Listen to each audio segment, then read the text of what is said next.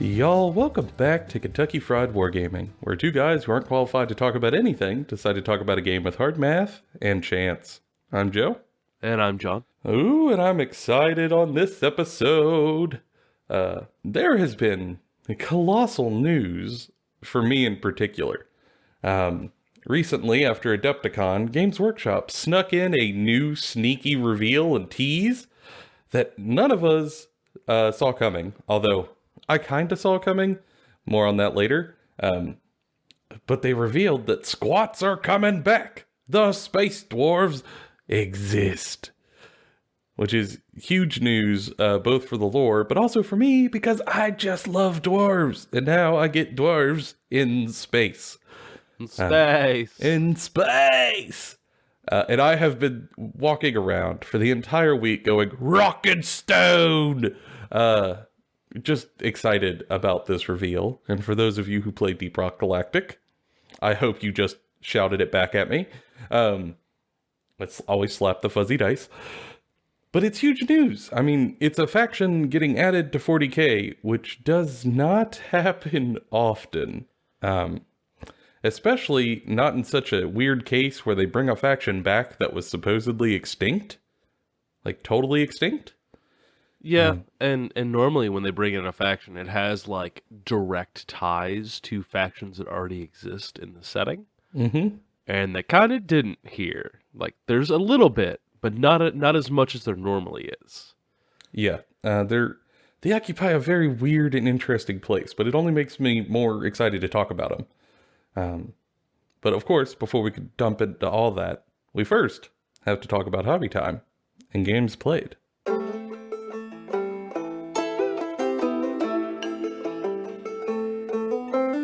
All right, John. Hobby time, games played. What you been up to? Well, besides yawning into the microphone, I have been working on making lore for Crusades. And it spurned me. It hurt me. It stabbed me multiple times in the stomach as I tried to write about these Gene Stealer cults and these food trucks and these Doritos and these Mountain Dews. And I couldn't sit down and write more than like a handful of paragraphs. Just had a writer's block? Yeah, it was a type of writer's block. If the writer's block is not a wall, but instead a like interstate bypass into a different story.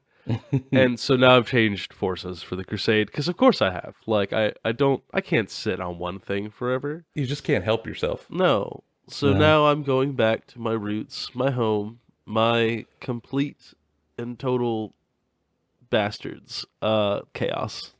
Of course you are. I mean, I support this. I support this transition.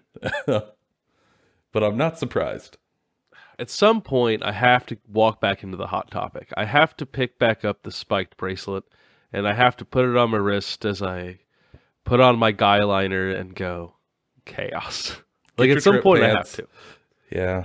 Yeah, the trip pants. Yeah. Enough buckles to look like you're a Kingdom Hearts character. Yeah, I follow. It's true. As Joe put it, I did play a tiefling at a LARP, so, like, that's the kind of person I am.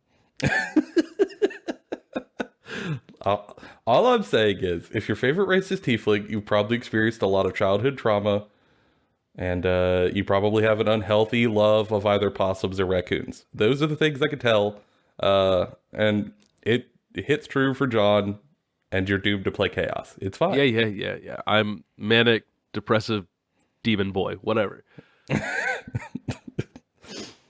That's okay. It's okay. I forgive you, John. I support this.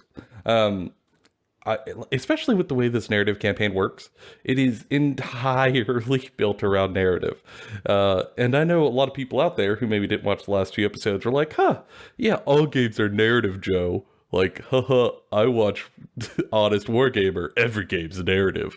It's like, yeah, I get it somewhat, but like, dude, you don't understand. Like, I mean, Like, really narrative. like our play group has spent more time building the narrative than playing the fucking games. Like, God, yeah. That was the other thing with the Gene Seer cult. It was like I walked in with like a base level premise that I could like write a couple of short stories about and probably feel pretty good about. And then here comes like our buddy Lucas and our buddy Tanner out here kicking in the door, making full blown pieces of content. Like, and I'm like, damn, y'all wrote a script, voice like, come on. acted post battle interludes. Yeah. Yeah, like Command and Conquer level cutscenes, like not like the live action ones, but like I gotta rise to the occasion. I can't just be like her food truck. Like, come on now. What's the narrative, John? Oh, we got 2-for-1 tornadoes. Like, Hell yeah, I got them on Speedway points. I got myself a $25 gift card that there Speedway. Listen. Tanner's over here doing voices. He's over here doing sound effects. What do I have over here? Mediocrity and sadness. You have to push beyond. It's true. What about you? What about your narrative, Joe? I know what your answer is, but I want you to admit it to the listeners. I played one of my Crusade games, my first Crusade game of Tau, and I went against Night Lords, and it was a holler brawl. I fought Corwin, and like it's a 500-point game. We went in just wanting to tell a story. But by the time we got to the end, we were both just frothing at the mouth with excitement about the story. And in the end, like I wiped out everything off the table, but he almost one-shotted my commander, so it was like a nice tit for tat. And then I got done, and I guess quickly finished up my 500-point Crusade force. So, no big deal. Painted up 32 Tau minis in no time and based them. And then just casually wrote a couple of words about the game we played, John. You're a fucking liar. Just a couple. He spent like a week writing a like 20-something page short story and then just drops it on everybody. Yeah, well, I had some words to say. I don't know, like I felt myself like, oh yeah, I'll just write a quick thing. And then I was like, oh yeah, I wrote like this little bit about the start of the battle, but everybody's going to be real confused on what the hell is happening. Well, I guess I have to explain a little bit about the planet that we're fighting on.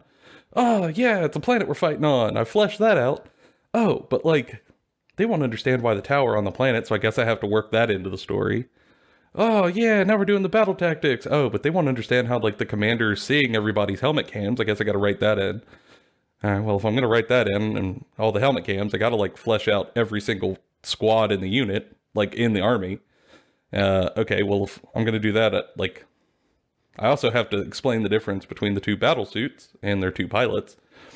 And then if I'm going through all that detail, the next question they're going to ask me is like, how the hell did that end and affect the planet? So I'm like, well, I better write up a little thing for how the battle ended. And then how does it affect the planet? Because like mechanically, I took the planet. Like this ag planet now is under Tau control. Well, I guess I should probably write something up about that, I guess. So I started with just like a 2-page thing in my head, and then I gave a mouse a cookie and ended up with like 21 pages of short story. I guarantee you I spent about 4 times as much time writing the story as I did playing the game. Our match took like 2 hours. I easily wrote for like 12. I wrote a lot when I was younger, but over time stuff gets in the way. So I just kind of had to kick the rust off, because I've been writing like D&D campaigns and stuff, but I haven't written like a literary piece in a while. So like I found myself second guessing everything I wrote, but eventually I got the groove back and was just sort of chugging on through. And in fact, I had a lot more to say that I don't know, felt outside the purview of like match number 1. Yeah, it was a time. I wrote this little literary piece about my commander Irontide and his squad going up against the Night Lords who have dropped on this agricultural planet of Burnar. That is like a mushroom farm that farms nutrients for nutrient paste. And the Night Lords were there thinking it would be an easy victory, trying to get a hold of some information to track down a relic. And while they were there, they tortured the populace as the Night Lords do. And what they didn't expect was a response team of Tau, who had been trying to gently bring Burnar into the fold of the Tau Empire for like 5 years. And these distrustful people just wouldn't join in. But after the events of the battle and watching the Tau literally come to bat for them, they decided to join the Tau Empire. And it was a good time writing it, I got to admit, even though it was a little nerve-wracking. And hitting upload was terrifying. I don't know why. Like, it's being read by a bunch of my buds, but it just scared the crap out of me. Yeah, it was great. It kind of pushed me into the direction where I'm going with chaos, which I'll cover later. I don't want to get like too deep in the weeds on this episode about it. Mm-hmm. But I am definitely building out a like chaos narrative that's going to span a large web based off of like a couple of lines I read in your fucking short story, Joe. So be very grateful for that. Yeah, I'm just here to spark inspiration. Please spark me, you bastard. I got you. You were dry kindling, just waiting, so it's not entirely my fault. You were primed for chaos from the beginning. I didn't do that. You calling me dry ass kindling? Like what's wrong with you? What kind of insult is this? If people want, I can upload the Google Doc link. Y'all can go read it, listeners, if you really want to. I don't know how interesting it'll be if you weren't in the narrative campaign, but, content is content, I guess. John can share it on Twitter. I'll throw it on Instagram and also put it down in the description of Anchor and YouTube. But, yeah, it's a time. I don't know if I will write 20 pages for every single battle I do, because there's going to be a lot of them. But I'm definitely really enjoying the story of the Force, and I'm looking forward to like branching out and trying maybe some other mediums for storytelling. I might try some audio stuff. I might keep on working with the writing, but change perspective to something people wouldn't expect. Just kind of keep loosey-goosey with it to keep the fun flowing. It's a time. So I played some games. I did a lot of writing and a lot of painting because I finished up that entire Force. And now I'm sort of in between hobby projects, and I'm just kind of piddling about doing like bits clipping and stuff to keep my hobby going. Like, it's calm before the storm, Joseph. It is. Nights. You gotta start some nights. John, it is hard to start nights when I know I have to spend money on a squad army. Take up commission painting to pay for your squad army. No one wants me to commission paint their stuff. And I don't know if I want to commission paint stuff. I don't know. I don't know if I would enjoy bringing like money into my hobby. It has crapped on my fun before in different hobbies. I don't know. I could afford it. It's just, we get into this whole question of like, do I play enough to justify that cost? Which is a weird internal narrative to have with yourself, and it might be worth actually having a whole episode on. Like, my brain goes, do you play enough to justify spending that much money on a Force? I'm going to give a spoiler for that eventual episode that we're going to do, and I'm just going to go ahead and tell every listener, and also you, Joseph, doesn't matter how much you play the game, if it brings you joy, you should have the thing. Build it, paint it, play with it. I hear your argument, and I think that is also where I end up as I start tugging this thing out by the root, but that is not the initial impulse. Do not self-masticate yourself to prevent your own joy. I will fight you. Yes, hurt me to stop my hurt. Ha ha! I don't know. Also, I could just like attack it from two sides and just play more games. I mean, that is also... Yeah, you could just do that. Like, you can just play more games. It's hard. Like, you bastards all live like 2 hours south. It's fine. Move. My job is here. You move. Yeah, that's what I thought. Maybe. At least I'm not Corwin, who's 5 hours away. Buy a bike. Like a pedal bike? That's gonna be like a motorbike. That's true. Well, I'm working on it actually. Yeah, get a motorbike. Drive down here. Have some games with your buds. I'm working on it. God, how nerdy and cool to like. What'd you get a motorcycle rack for? You going touring? Nah, man. I gotta take all my plastic minis down to my buds so we can play this game until 3 a.m. Rev, wheelie, off into the sunset. God damn it. Whenever you buy a bike, we have to do a photo with me riding on the back of your bike, but holding on to you like. God, yes. Be amazing. It's gonna be so good. Yeah, I think that is another option to attack my sort of like weird impulse about it. Is just play more games. Just play more games. Yeah. And speaking of bikes, are you gonna talk about these space biker dwarf dudes? Yeah, it's time. Seth, play the music.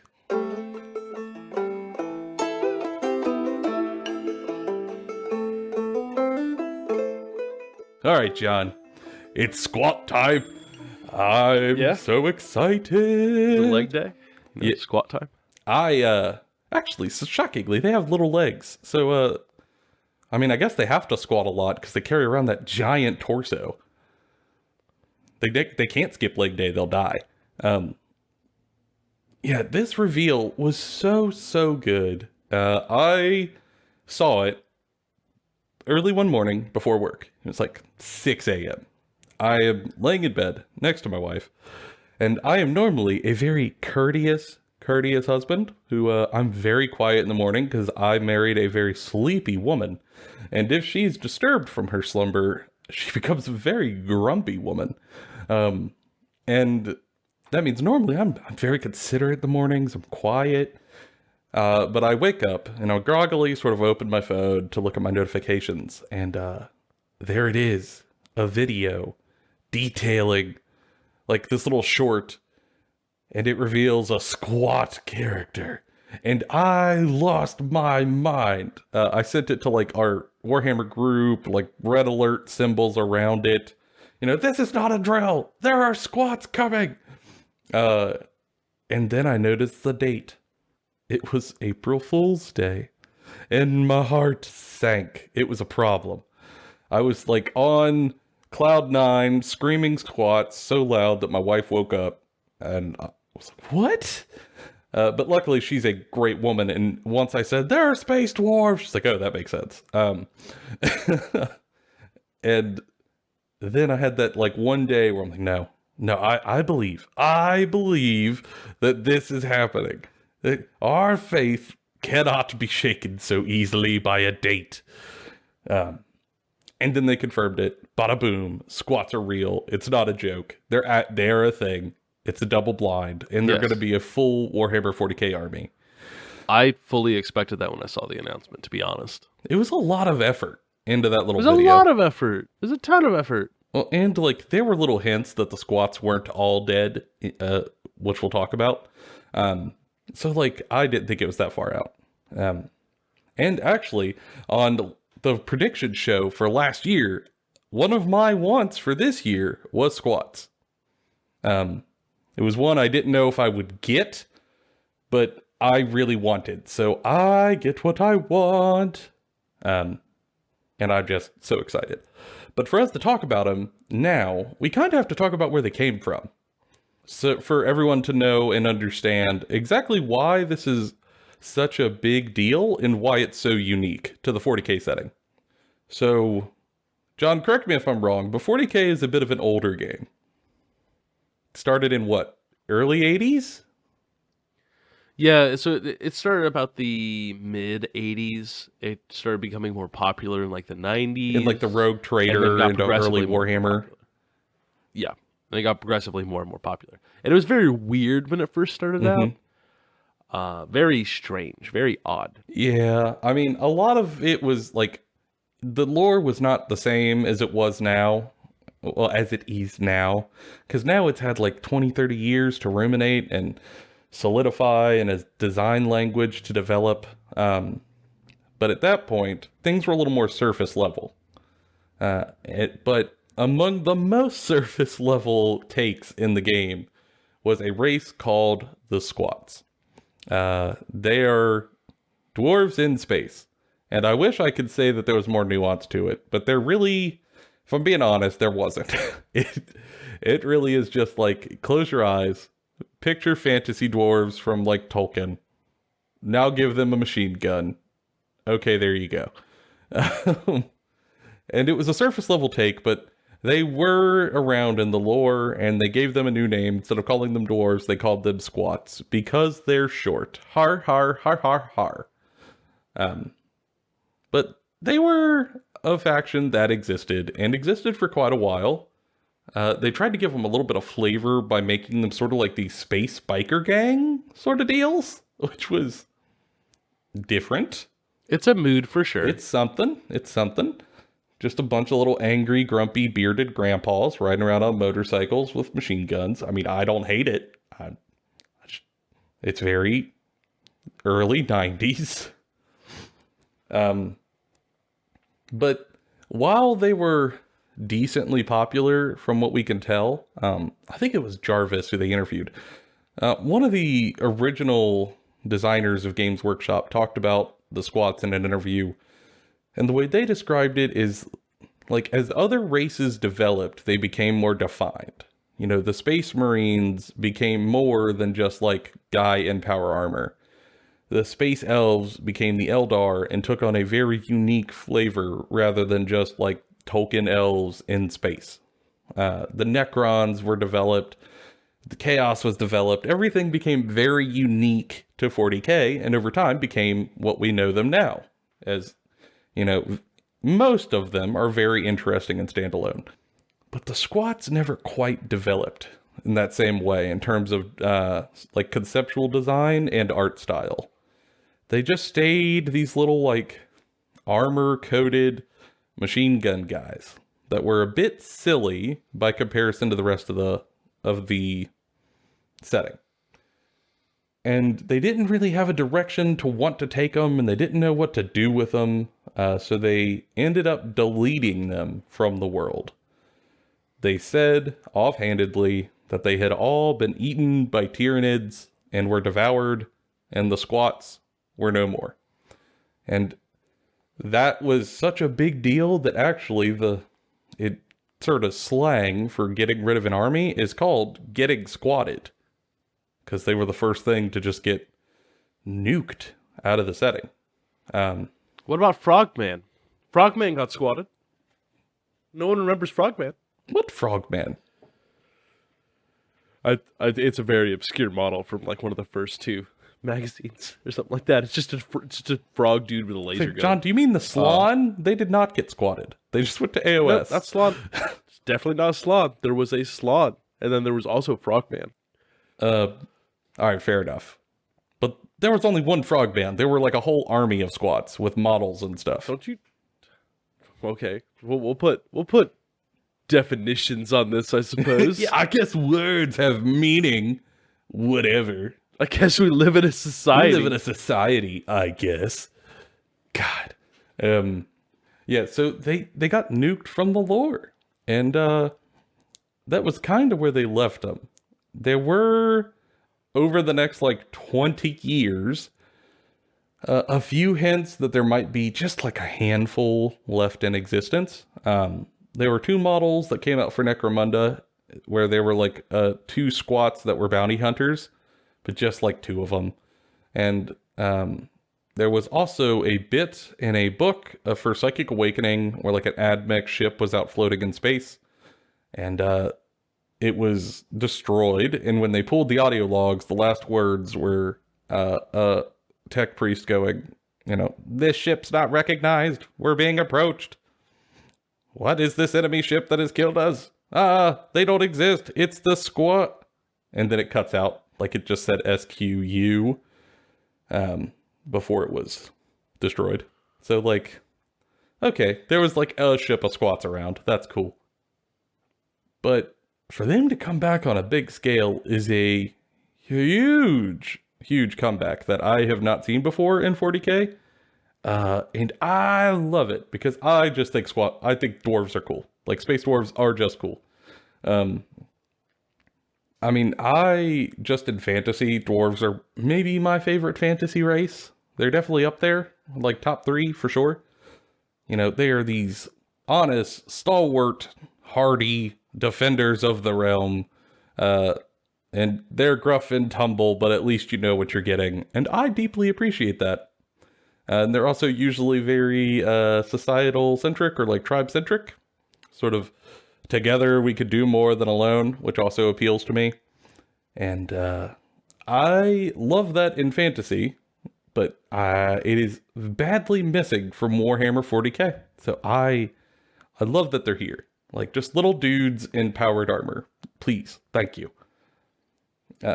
Yeah, and they're how do I put this? They bring something different to the setting that we've desperately kind of needed for a long time.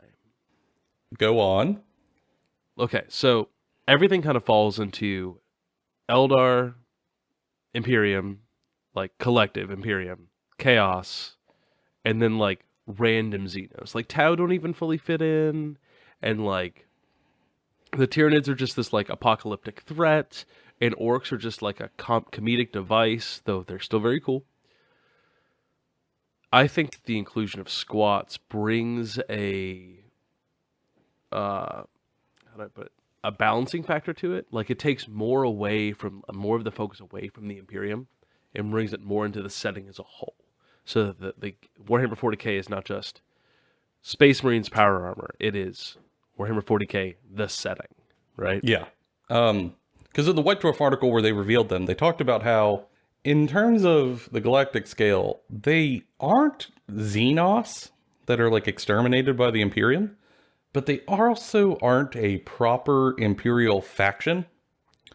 They sort of, because they are descended from ancient humans, they occupy this weird gray space where they still can work with the Imperium while not being entirely beholden to it and its beliefs.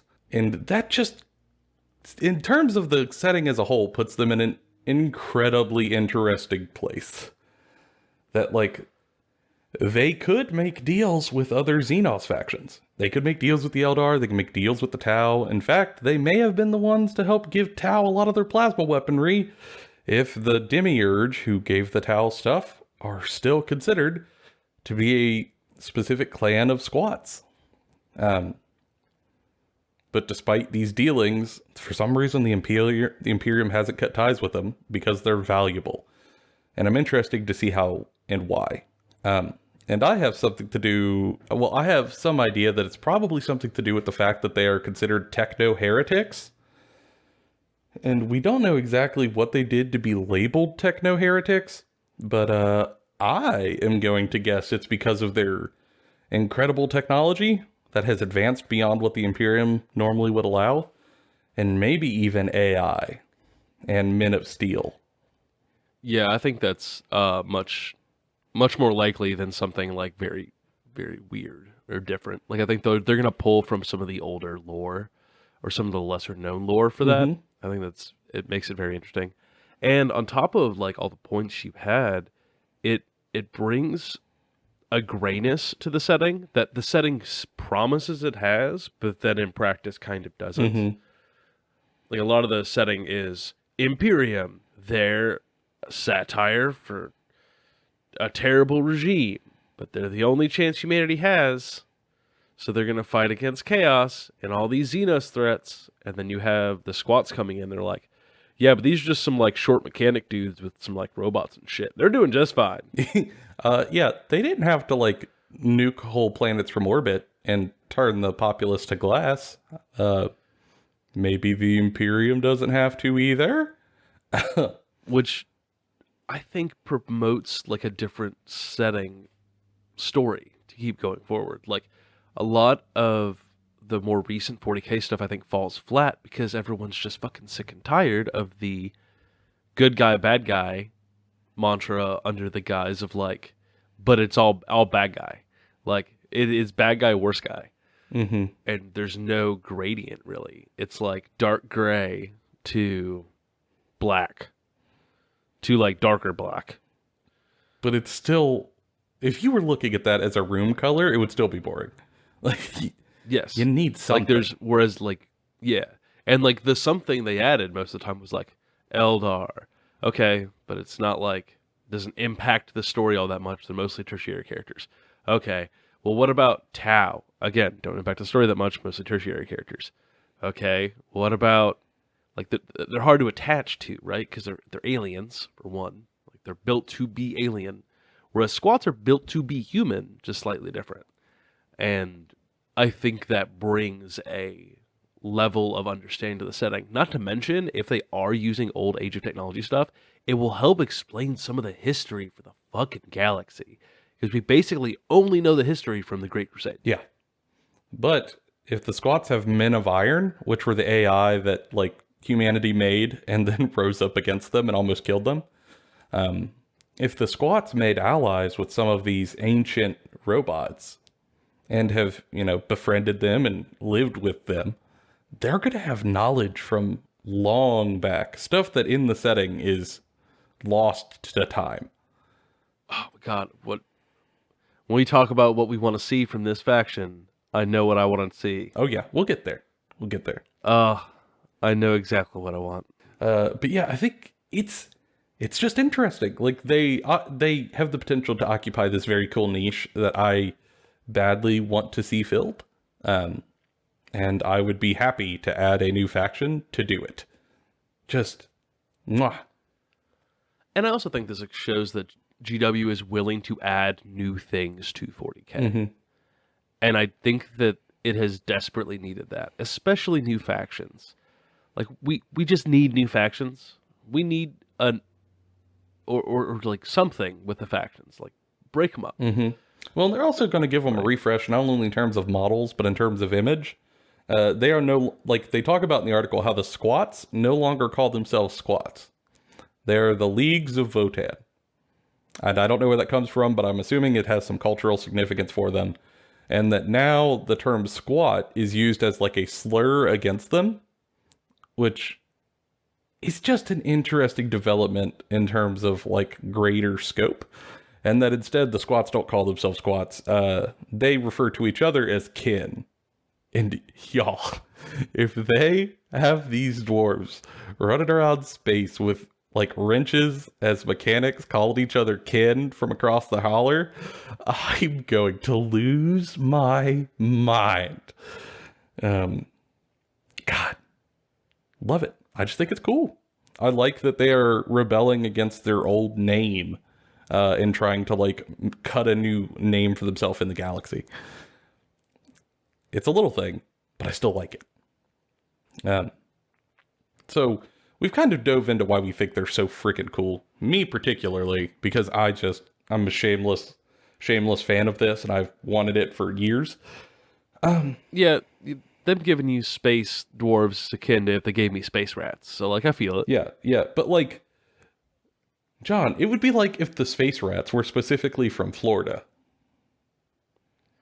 Y'all, wouldn't that be a right? treat? Like, when you say that they call each other kin, like, it implies for Americans that they are from a certain piece of the country, and it's my piece. Yeah.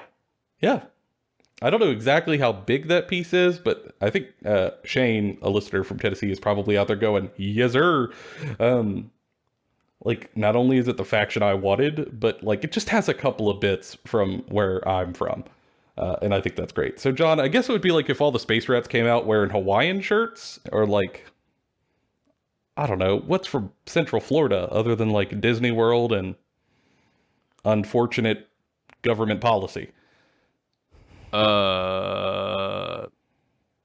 Humidity? Yes, if all the rats came out with swamp ass, like swamp ass rats. Like, I just don't know.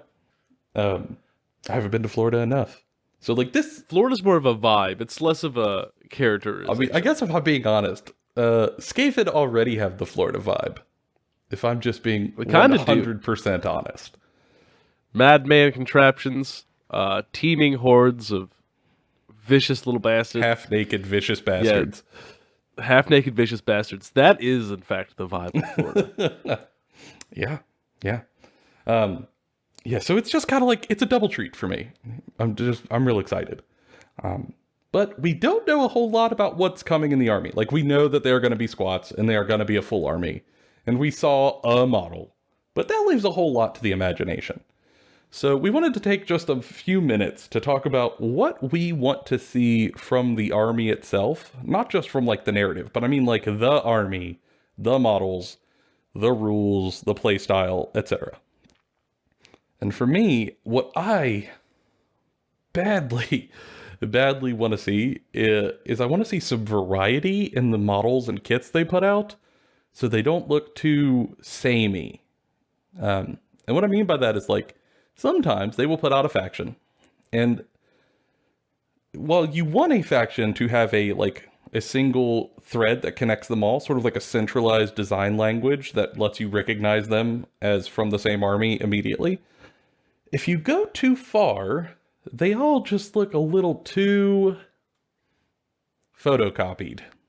And with Fire Slayers in AOS, this is exactly what happened. They all look so similar that you just cannot tell one unit from another while you're standing 3 feet away at a tabletop. It's too much. So I want to see a little bit of variety in terms of the models they put out. So, like, I definitely want to see, like, foot dwarves with guns, and I want to see some, like, foot heroes. That's cool. But I also want to see, like, power suits. Like, mech suits that have dwarves in it, piloting it, sort of like Ridley from Alien style. I want that. I want a character that is just a dwarf mechanic with, like, a gun, right? Super cool looking dude, right? And part of the unit is a partner character that is a big robot that is his best friend. Yeah, big and small. I want that. I think that would be rad. I think that would be the coolest and fucking big thing. runs around shooting stuff, and small just runs around fixing big. Yes. I would go a step further. If I would like to see, like, mixed squads, like mixed units as, like, an elite choice, where it is partnered squats with Men of Iron. Because I like the idea that these Men of Iron are not tools. They are sentient beings who are elected to be part of squat society, of the leagues of Votann. And because of that, they share the load, right? I would like them to take this concept of, like, space miner solidarity with, like, the concept of calling each other kin and, like, working with each other, and spread that out through the whole forest to make a combined arms force that collectively builds itself up to be better than the sum of its parts. Yes. Yeah, I think that would be wonderful. Like, I want to see Men of Iron integrated into the army, helping the squads, and maybe even, like, a Man of Iron character or two. Like, not just as, like, haha, these are our battle robots like the AdMech. No. These are our brothers. And though they are made of metal, they are still us. I would love that. Like, for the fluff, but also mechanically. How cool would that be? I'd lose my mind. I think it'd be great. And, like, obviously they're going to get a vehicle of some sort. I want it to be something a little different than, like, a tank. Because we've got a lot of a tank in the game. Like, Space Marines have, what, 9, 10 variations of tank? Enough. A lot. And then Guard have a lot of a tank. And Sisters of Battle have a couple of tanks. And the Chaos has all those tanks doubled because it's the same thing, just Chaos. Like, I want to see some stuff that's just a little different. I think Gene Stealer Cult did this really well with, like, the trucks and the dune buggies and the dirt bikes, and that was really cool. So I instead would like to see maybe, like, some, like, boring machine, like an underground transport thing. That could be really cool. Or in the old lore, they had land trains where they, like, Battlefield Thomas the Tank Engine, where you would hook up cars together and move them around the field to shoot at people. And, like, this big old battle tank that is a train. And I'm not opposed. It would be weird, but I am totally here for it. Whatever vehicle they give them, I just want it to not be a tank. Too many tanks. So I want to just... Or if they do give them a tank that is interesting and not like a normal chassis. Because one of the things that with the dwarves is that they're going to be using STLs still. Like they're going to be using old Age of Technology STLs. So maybe we're going to see like what the precursor of a Rhino, like, because the Rhino was not a top of the line vehicle from the Age of Technology. Mm-hmm. So I'm curious to see, maybe we see what a top of the line vehicle from the Age of Technology was. Yeah. Like, what is the space version of like a Toyota Hilux? Like what I'm sorry. Like what happens when you see like a tank, like an actual Age of Technology tank, not an exploratory vessel, which is what the Rhinos were, that was built off of the Predator tanks and yada yada yada.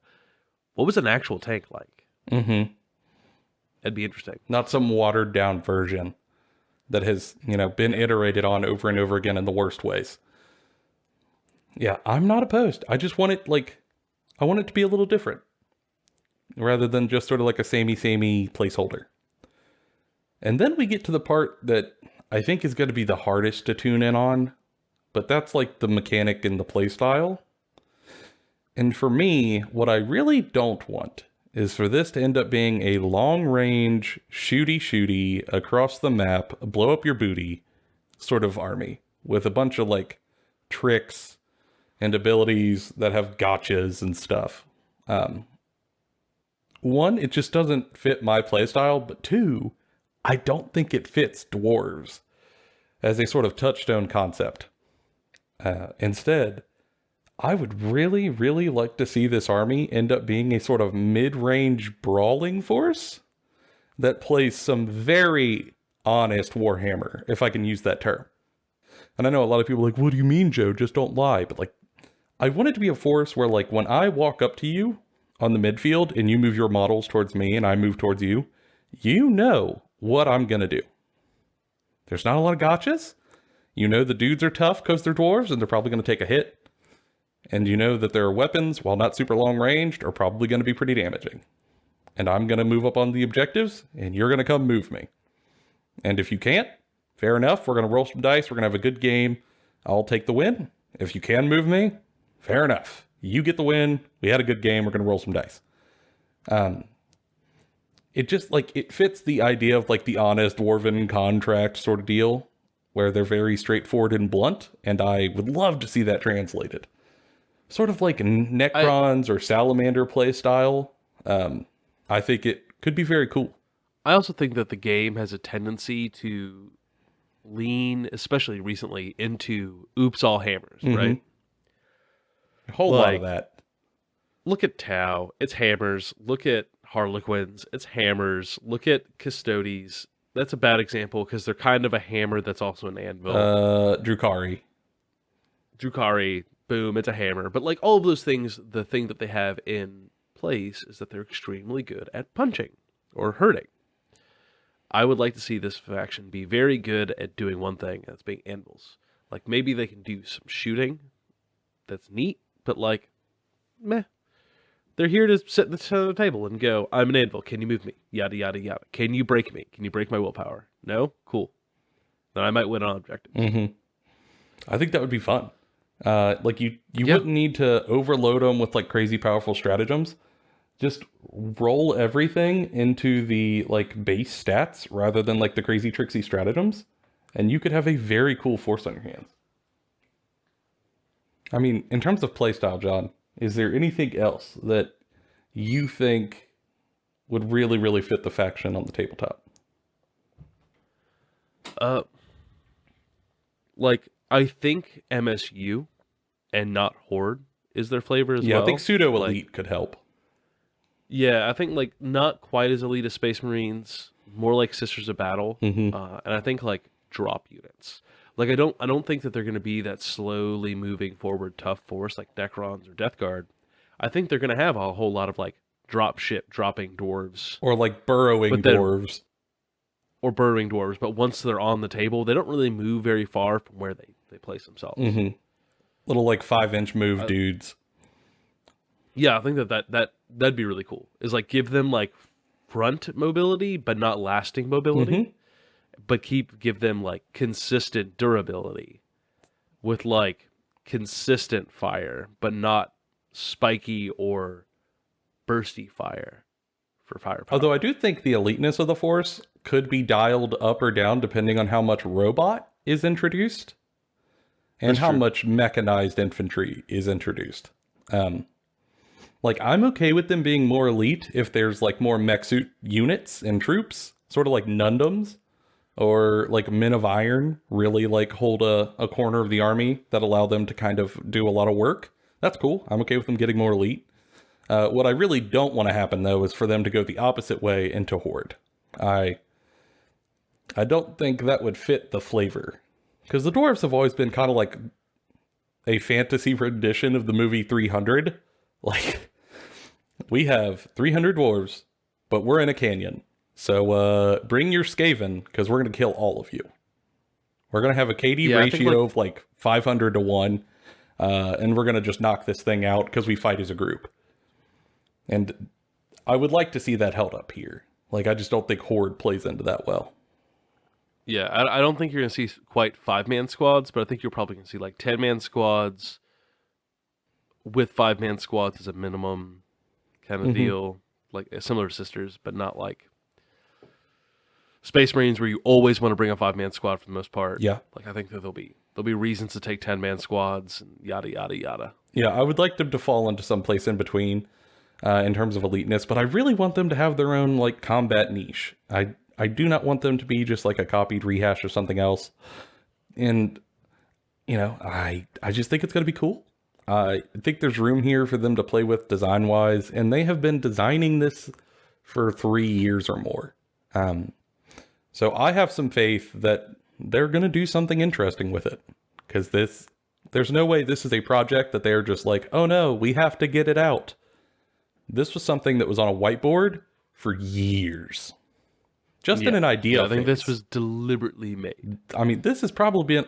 I mean, they've made jokes about this on YouTube videos like 4 years ago. So this has literally been on a whiteboard for 5 years or more as like a thing to bring back. And I'm sure in all these strategy meetings and development meetings, they have talked it to death as an option. And before they even started, they probably had a clear design idea of this force. And then the rest of it was a lot of time doing mechanical iterations. I would be shocked if we come out of that and this is just like a boring force on the table. I think that this has to be interesting. Like, and it doesn't have all the hangups these other forces had, right? Like, when we got Genestealer Cult, no one expected Genestealer Cult to play like it did. It was drastically different because it hadn't been a full army before. It had been like a concept in like an old Rogue Trader like magazine, and then like a unit, I think, at some point in the Tyranid book. Yeah, but it had nothing that it had to live up to, so they could kind of get weird with their design, because you didn't have to stay within a certain design framework. Yeah, and like Sisters is the same way, to a degree, but they still had a framework to go off of. Yeah, they had designs, at least, that they had to stay within. But even that came out very different and refreshing. And I think this is just going to take that and to bring it to 12. Like, it's going to be nuts. Yeah, there has been nothing said about SQUATS in like 20 years, 25 years. So that's a lot of room for you to play with in terms of design. And even if there's something in the old lore that that is constraining you and you don't like, whatever. The Leagues of Votann aren't the same as the SQUATS from yesteryear, and you could just change it. Like, they have a chance to reset the stage if anything is constraining them. And I think they're just going to do that. The big question will be, how many kits is this going to be, and how big of an army release are they going to make it? But for them to put this much fanfare behind it, I think it's probably going to be a fair number of kits. You know, I don't think this is going to be like a bare minimum force. They're probably going to make this a pretty strong full line, much like they did for Sisters, to try to make it a new staple in their lineup and to make some cash flow on it. I also think it's going to be a multiple wave force. I think you're going to see like a huge first wave, and then you're going to see a second wave later, and then probably a third wave to kind of finish them off for a while. And then they'll touch it again a few years later. You know, I actually don't know if it's going to be a huge like a 3-wave thing. I think they're going to have a early adopter box in, you know, late summer, early fall, something like that. And then I think you will get a second wave that releases everything else. I think it's going to be a 2-wave deal, kind of like they did with Sisters, where like you get your early adopter box, cool, you got the book, you're good to go, but all the rest of the models will be coming probably behind that, closer to holiday time, you know, winter sometime, maybe November, just for logistic purposes. Right. Because, I mean, shipping a new army is not exactly easy. That's a lot of kits you got to get moved around. Especially nowadays, right? Yeah, I mean, this is going to be a logistical problem, so I think they're going to want to give themselves a little bit of room to work with for when they inevitably have shipping issues or delays. Now, granted, we are recording this in April of 2022, so who knows? By the end of the year, stuff could have drastically improved compared to now. I don't think that will be the case in terms of like shipping and trucking globally, but we'll see. Just kind of, and I'm sure we'll touch on it as new stuff keeps getting shown, and well, once they're fully announced and the codex is out, we'll probably do a review of the codex. I guarantee you we're going to do a review of the codex. You'll be lucky if I'm not in full mithril armor as I talk about the review of the codex. You'll be lucky if I'm not shooting shotgun shells through my roof and declaring my grudges in true dwarven fashion while we do the codex review. You did buy your own house. You're allowed to shoot shotguns in it if you want. I don't think city ordinance would agree with you, John, but I like your style. So I'm going to agree temporarily. Yeah, so we'll definitely follow up just because I'm so freaking excited. And when we did the shows about things we were passionate about earlier on, not like earlier on in terms of the show life, but this year, like we did the shows on Custodes and Gene Stealer cults, we got a lot of really positive feedback about how it just felt refreshing for us to just talk about what we were into. So you could bet your bottom dollar I'm into SQUATS, and we're going to follow up. And if you want to sort of be tied in to that follow-up episodes, of course, follow the podcast, subscribe, like, you know, whole 9 yards. Add it to your watch list and your favorites. It really helps us because we're a really small show, so any little bit helps. And if you have a friend who's maybe not playing 40k, but you think would really be into Space Dwarves and you want to try to convince them, maybe share this episode with them. I mean, it's under an hour. We might be able to convince them to hop into the game when SQUATS come out if you can get the sort of hype train rolling now. And, you know, sharing the show is always a big help for us. Also, we're on social media, so if you do have ideas or thoughts or questions, those are always open if you want to reach out to us. We love to hear it, and we really take every single suggestion to heart and try to integrate it into the show the best way we can. And just to reiterate down below, I will put the link to the little short story thing I wrote for the narrative campaign. If y'all really want to read it, it's just Google Doc. Have a good time. Be gentle. I hope it's not too crappy for y'all. And there will probably be more coming. And maybe we could share the other people's stuff if folks want that. We'll see. We got to talk to them about that before we can make any promises. But for now, for sure, that has been all of our opinions, bona fide, and Kentucky Fried. We'll see y'all in the next video.